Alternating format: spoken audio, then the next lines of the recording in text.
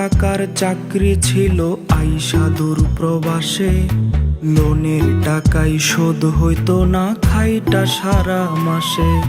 টাকা এত কম পাঠাই কেন প্রশ্ন ছিল বাবার। আমার তো মা ঠিক মতো জুটতোই না খাবার। অল্প টাকার চাকরি ছিল আইসা দূর প্রবাসে।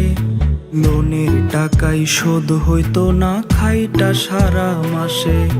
টাকা এত কম পাঠাই কেন প্রশ্ন ছিল বাবার।